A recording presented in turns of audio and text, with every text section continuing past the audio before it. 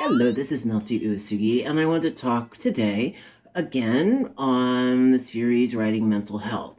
Today I want to talk about reducing ADHD rumination. So this is when you get an idea stuck in your head, or worry or anxiety, and you just cycle with it, can't get out of it, and you're just completely stuck in this thought. Now, it could be something that's bothering you, something that you have no control over, something that went wrong, something that is worrying you or causing anxiety, but you just can't seem to get out of it. And I know that this has happened certain times with me, and I end up like beating myself up, and I just get completely stuck and wound up and anxious, and there's like nothing I can do about it, and I just cannot get out of it, and it completely consumes, it can take over a whole day or just multiple hours, and I can't get out of it. So what I want to talk about, so this is like, it's a feeling of overwhelm where you're just lost in this thought, and whatever you do, you can't solve it, you can't fix it, you can't change it. And even if you can, you're unable to kind of like back up and take that step and look at it from the outside and get out of it. You're completely stuck in it. So I wanted to kind of give you some tips of what I do when this occurs. Now, sometimes this has worked and sometimes it hasn't.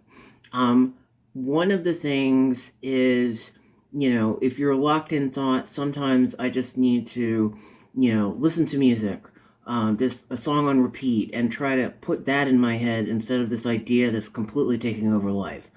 Other things are trying to sit still and meditate. Sometimes when you've got a thought cycling in your head, you can't even sit still long enough to remove yourself from that thought. It completely overwhelms you. But I have at least a couple times been able to do some meditation and try to focus my mind on something else simple, like your breathing, counting your breaths, or taking a walk around, your house or your apartment, and just put one foot in front of the other and just try to focus on that. Things like, washing dishes or folding laundry. It's a manual task that takes little to no brain cells, but you're actually focused on something else, and it's a way to redirect your energy.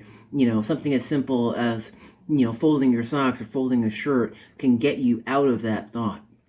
So some other things that I like to do also is, so I'm a writer, and one of the things I do is I write fiction, write in a journal and stuff like that, but sometimes when I'm stuck in rumination, I can't write. Like, the words will not come because my mind is totally stuck on that thought. And so one of the things that I do is doodle, or I draw.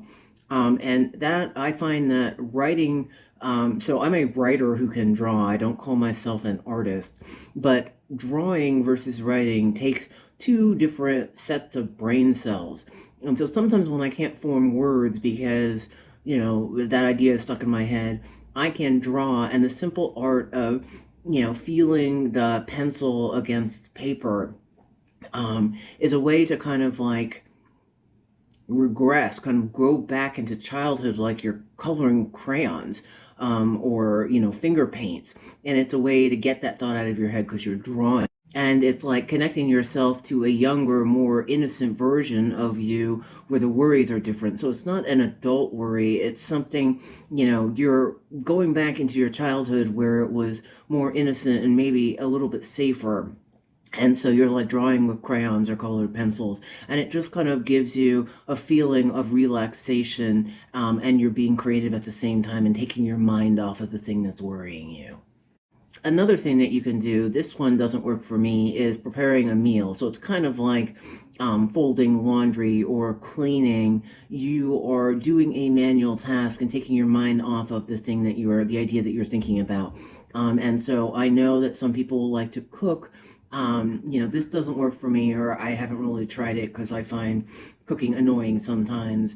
But yeah, that's another thing that you can possibly try.